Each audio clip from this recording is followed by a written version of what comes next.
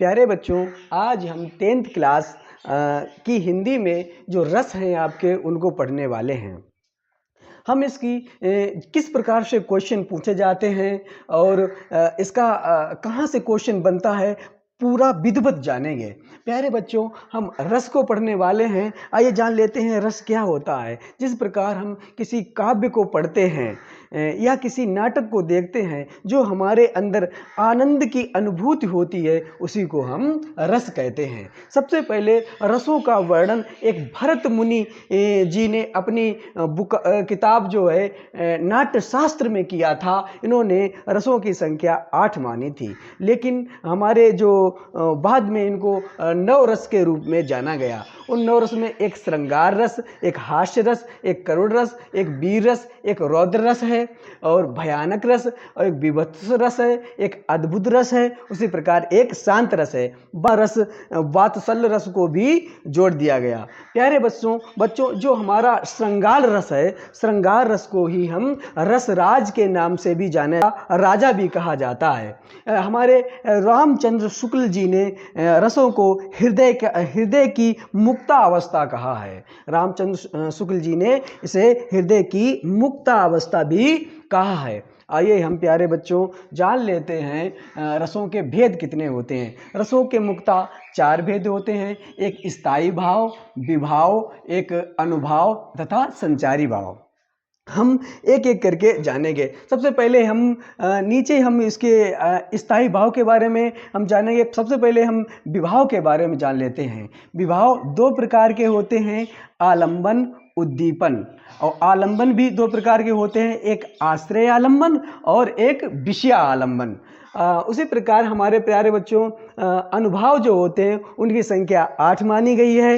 उसी प्रकार संचारी भावों की संख्या 33 मानी गई है।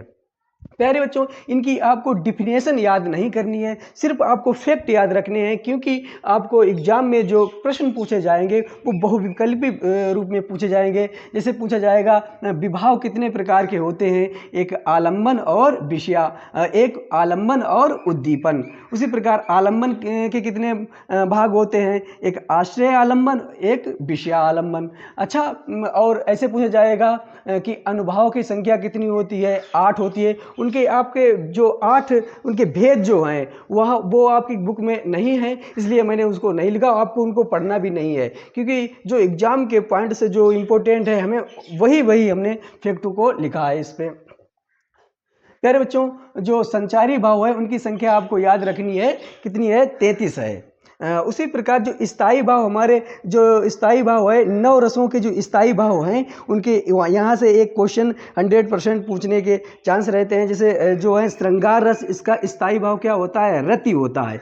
श्रृंगार रस का स्थायी भाव क्या होता है, रति होता है। उसी प्रकार प्यारे बच्चों हास्य रस का हास होता है, करुण रस का शोक होता है, वीर रस का उत्साह होता है, रौद्र रस का क्रोध होता है, भयानक रस का भय होता है, विभत्स रस का अद्भुत का विस्मय होता है, शांत रस का निर्वेद होता है। प्यारे बच्चों, यहाँ से जो हमने क्वेश्चन जो रखे हैं वो एकदम सटीक क्वेश्चन है। एग्जाम में यहाँ से आपका एक जो भी प्रश्न पूछा जाएगा यहाँ से बाहर नहीं निकलना है, और आप कॉपी पेन लेके बैठिएगा। जो भी पॉइंट है आप नोट कर लीजिएगा।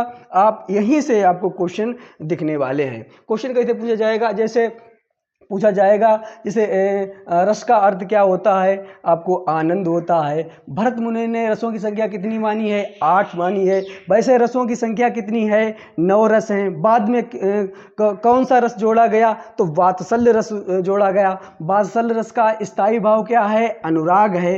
रामचंद्र शुक्ल जी ने रस को क्या कहा है, तो हृदय की मुक्ता अवस्था रामचंद्र जी ने इसको कहा है। इसी रसराज किसे कहा जाता है, तो हमारा जो श्रृंगार रस है उसको रसराज के नाम से जाना जाता है। स्थायी भाव हमारे जो हैं, यहाँ पर आपको स्थायी भाव दिए गए, इसको एक बार देख के जाइएगा। विभाव कितने होते हैं, 2 होते हैं। अनुभाव कितने होते हैं, हमारे 8 होते हैं। संचारी भाव 33 होते हैं। इसी प्रकार से आपको 1-2 बार ये देखना है, आपको याद होना है। आपको 1 से 2 नंबर 100% यहाँ से पक्के होने वाले हैं।